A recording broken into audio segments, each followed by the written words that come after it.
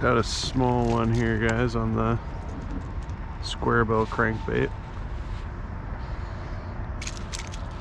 It's about 6:20 in the morning.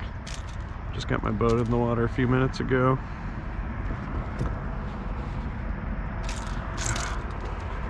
This guy's gonna try and stab a hole in my finger. Better get the dad pliers out. Here we go.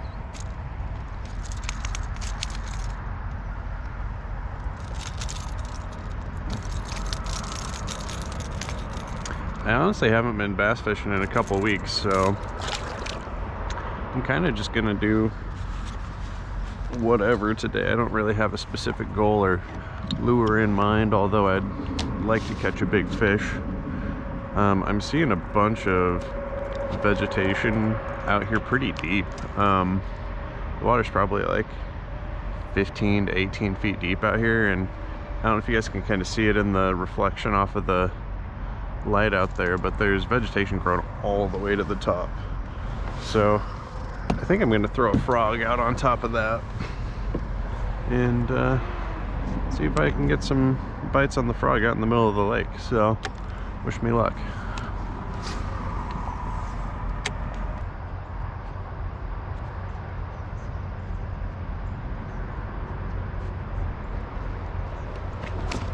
Ooh, missed one, guys.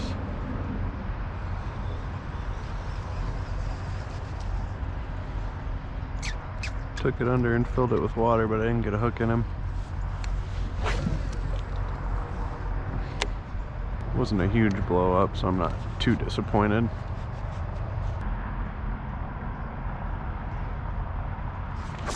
Oh, dang it, guys.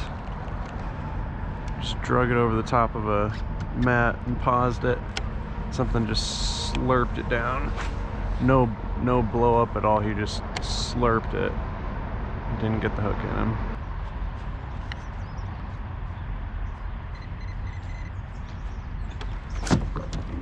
Got one.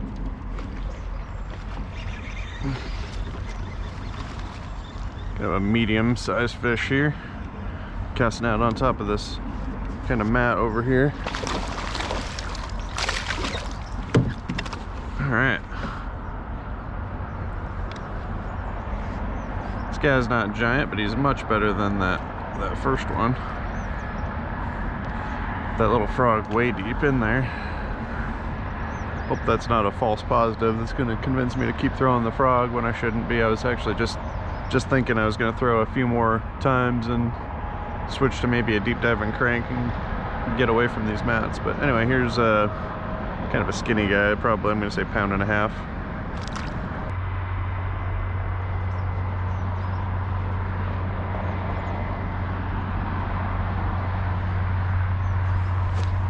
Got another one.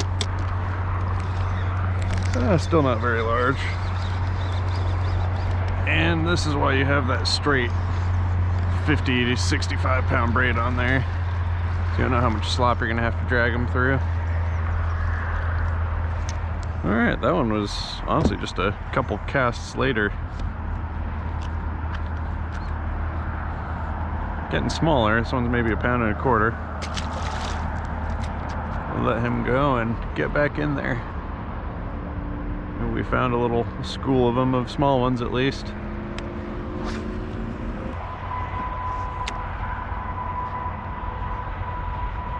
That beautiful sunrise, guys, behind the trees.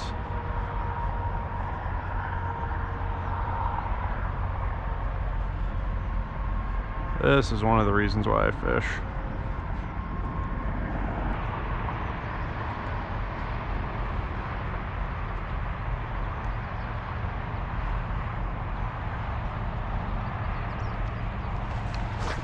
Oh, missed that one.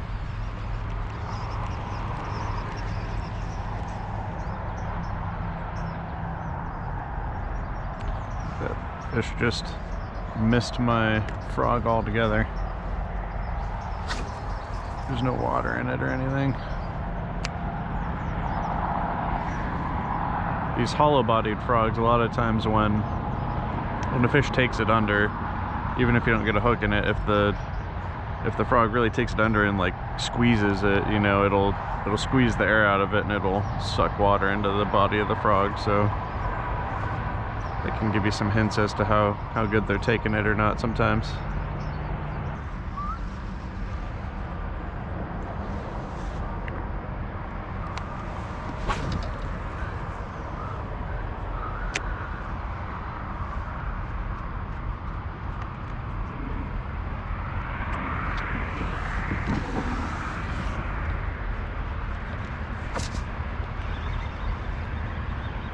Didn't even see that happen.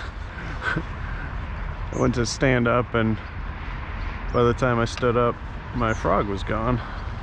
And there was some tension on the end of the line. Another pound and a quarter, pound and a half, somewhere in that range.